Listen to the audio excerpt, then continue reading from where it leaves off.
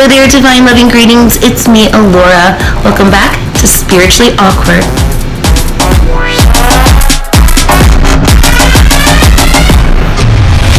Hey everybody, as we were talking about before in my last intro video, which was really short and sweet, I mentioned something about bipolar disorder and how a lot of people are being diagnosed with this, but they might not quite exactly have it right.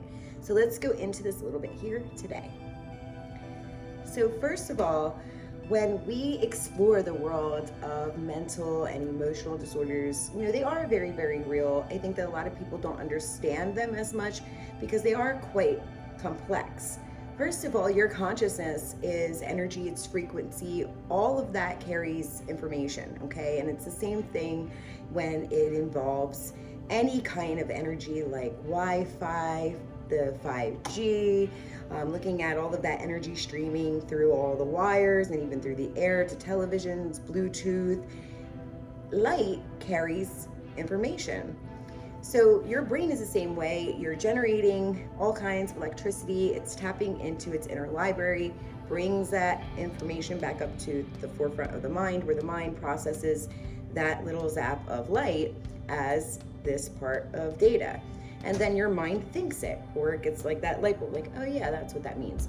So basically, your mind has this light, it's carrying all these frequencies of all different info, and it taps into the resources within to process, what those codes and that frequency actually are and mean to get you to think, to get you to experience this world. For my other students, all of you know this, I've talked about it a billion times, that we don't see images, we get the images from within. And because we can all process everything the same way, we're not really seeing anything and we're just going within for data, that means we're all programmed here in this reality with the same data. And that's why we're within this thing called the collective consciousness. So aside from that, every individual processes things very similarly in the human perspective, nature of things, but there are very unique, very, very different qualities within every single person. And when a person is going through a lot of things in their life, or even in their spiritual journey alone, there's going to be a lot of things that really come at them and change a lot of their emotions and how they process things, because they're learning a whole lot of stuff that they don't have naturally in their data. So it's like all this new information coming in, it's higher frequency, and that's boosting the light up and amplifying that quite a bit. And the mind's trying to kind of figure out what to do with that. So you come to this point where you've taken a lot of that in, you've processed a lot of your changes, you're thinking about a lot of things in your life, about the outer world, analyzing things, trying to really see how what you're learning spiritually fits into the scheme of your 3D reality. So after a while, that's going to be like an overload. And that's where you come to this part in your journey where you start to kind of overanalyze things. And then you're looking at life from this perspective of very deep truth. And that's, for an example, going out in public and you're sitting at the restaurant and you overhear a conversation and you're not judging it, but you're looking at it from that higher perspective view, and you hear somebody talking about how she hates her ex-boyfriend and he's a piece of doo-doo, and she was with this other guy instead behind his back, and then she goes into some other thing about how she heard that there was a celebrity that went through something the same.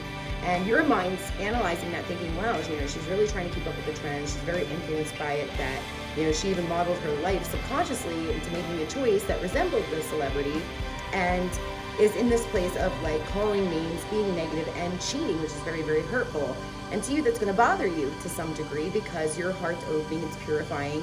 And even though you're not judging her, you don't have no hatred, no negativity toward her, you're processing the data differently. Before, people really didn't care, or they would hear it and they would just be judgmental and they'd walk away and they wouldn't really hold it. But when you're purifying your heart and your journey, a lot of things that are very negative get to you, and then you start to take the data that you learned and now you're adding your own when asking, why are people like this?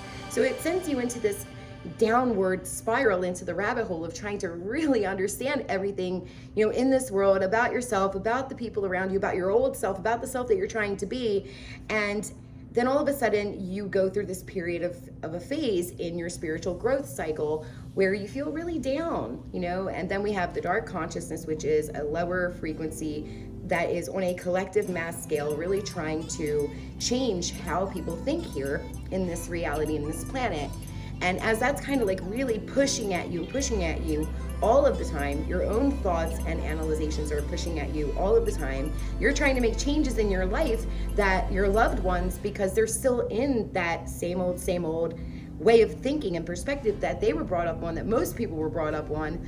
You're frustrated, you're feeling depressed, you're upset, and then you start to kind of go further. You're thinking about the things you couldn't change and the things that you know that you should, but now you're more aware of them, so it feels like there's more pressure. And so the past, the present, the future, the external world, the internal world really starts to get to you, and you start to feel so sad, but you don't want that to get in the way of your spiritual growth. So you go through this cycle where you're like really low, and then you come up and you're feeling happy and you're feeling like you can really do this, and you get a few good days out of the week, or maybe it's like every other week. There will be patterns with everybody differently. You may have it half and half every week, whereas a couple people get a couple good weeks and then a few bad ones. But it's definitely not bipolar disorder.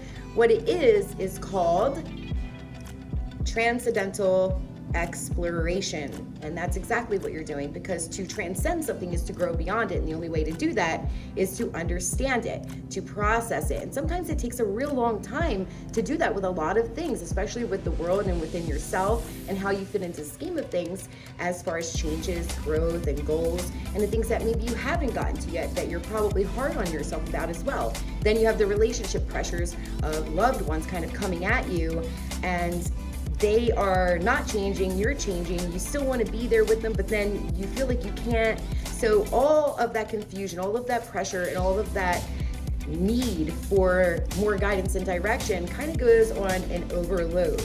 That consciousness within yourself has just been, getting kind of ping-ponged around so much, and then you have those really negative external energies from home and the outer environment, your own inner questioning, doubts, and explorations, and it really lowers your vibe down so low.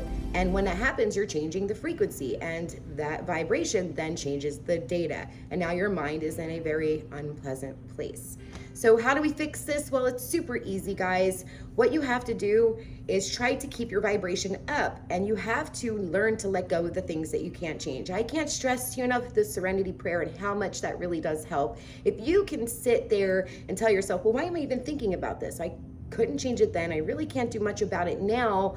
So let's just leave it there. And what could I work on or have been that I am getting somewhere with? And then you focus on that and just know that it's a part of that process of change and growth. And you don't have to get it right now. As long as there are changes at all, as long as you are getting somewhere, you're changing the way you look at things, you're changing who you are for the better, that's all that matters. And think about that. And that will help to lift you up. But sometimes that's not enough. You do need to have a good support system, someone that you can reach out to and say, hey, I'm having these thoughts. That's why I do life coaching, because in life coaching, those students that are, exclusive members, or even in the coaching itself, should have that ability to reach out and say, I'm having these thoughts. And I have had a lot of students use my emails, when I did use email, as a diary, and that really helped them to vent.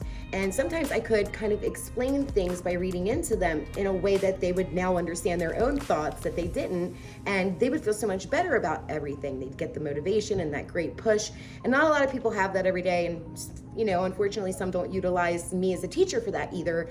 But you know what? It is worth a try. Even have a best friend just kind of dump your thoughts on, if they're willing to listen, just to get it all out, and then tell yourself one goal that you really have that you're going to focus on. No one's going to get in your way, and put your heart into it. Because if you're working on things that you're not passionate about, that your heart isn't invested into, then you're definitely going to feel down all the time, because you're not really there with it here and here. And then throughout the process of time, you're going to lose interest in it. It's going to sit in the background, and then you're going to go about life, and then you're going to look back and say, man, I never finished that. I feel like I haven't gotten anywhere, and you're just making it worse on yourself. So another solution is achieve some of your goals, the ones that you're capable of doing right now, and hold on to serenity. But don't give up, and keep working on things. Don't let periods of time go by where you don't, because that's where that frequency is going to lower and you're going to sink. And unfortunately, your emotions as a person are dualistic. So you're going to go up, you're going to go down, up and down. And eventually those periods being down are going to last so much longer and resemble depression.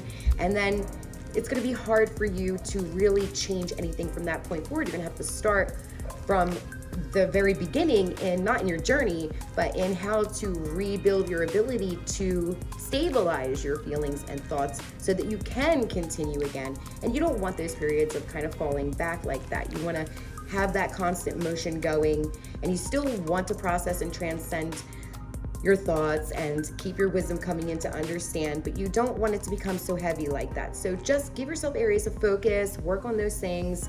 Leave the other stuff for a time when the heavens will show you, and they will, because when you're meant to really work on something and those lessons and tests are coming up, it'll come when it comes right in your face. And believe me, it does, and it will. It may not be now or next year, but it might even be 5 years from now. So they have your back. Eventually, they're going to drop what you need to work on in your lap for you. And it's always good to, check in and get a reading once in a while to see if that time's coming. I do tons of readings like that for people so that they can kind of have that heads up to look for it. When you know to look for it, you become more aware, and then you can go for it head first. And then you feel so much better about yourself when you do, because it's like, wow, I understood that. I had that foresight, I went for it, I understood it, and I feel like I really passed that test. They will repeat the tests and the lessons, though, in all these different unique ways. And that's why I say there's so many faces to all of these things. And that's just to make sure that you're learning it, because one lesson doesn't just apply in one scenario. There are so many scenarios that lessons spiritually can come into in so many different ways. They want to know that you know it, that you got it enough to change, because if you only just change one little speck, you still have all these other specks back here, and you don't want those to kind of come in again and then build up, and now you have, this great big thing. You want to continue to work on those things so there's no more specks at all. And that's what those different scenarios and different people that are involved in the lessons really are, until you work through them all in those little different things until you have the idea into that greater thing, if you can understand. And all of this is, really true in terms of the journey.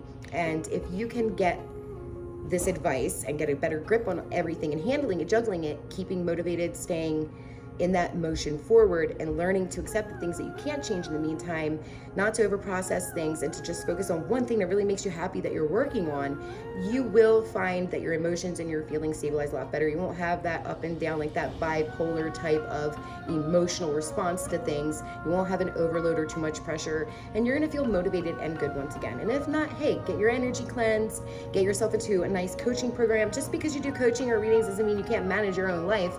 It's nice to have somebody that can see where you can't. And that means that you're wise enough to know that you do need help sometimes. I love you all so very much. And, don't go running off to get yourself diagnosed or put onto medications. If you're on them, that's fine. If you need them, that's okay too. But sometimes people jump the gun, and if they just work around different things, and this here is not the only thing. I have so many other tips, so many other things that you can do. But if people go for trying those things first, they might find something that helps before they go to, that last resort of hitting up someone in the medical field, for psychology or psychiatry to get a diagnosis and medication. And that really does kind of, make you fall kind of flat when you take meds, and it takes away from that happiness that you need to be motivated, inspired, and super excited. So, save that for right now and try some of this advice, or come get some more, and let's see what that does for you. And I guarantee something will work. I really, really do. But if you are having extreme symptoms of what they list as bipolar disorder, and you're having suicidal thoughts or thoughts of harming yourself or anyone else, then you do need to seek help. There are numbers for hotlines, and I hope that you use them. I'm not professionally equipped to handle situations like that, but I am a friend and I am a professional. So if you do need someone to talk to, the best I can give you is my heart and my spiritual expertise and advice, and I'm more than happy to when you come by. But if you really need help at that level, please seek someone that works in that area of topics so that they can help you a little bit better. They have way more advice and suggestions and resources that you can get if you call one of those hotlines for yourself, if you are struggling to that depth. But if you're not, and you're just kind of noticing what I'm describing is happening, let's try some things first. Take this advice or come back for more, and I'll see you next time. I love you all so very much. May you be blessed by all of the heavenly angels, and you have my heart, that's for sure. Bye-bye.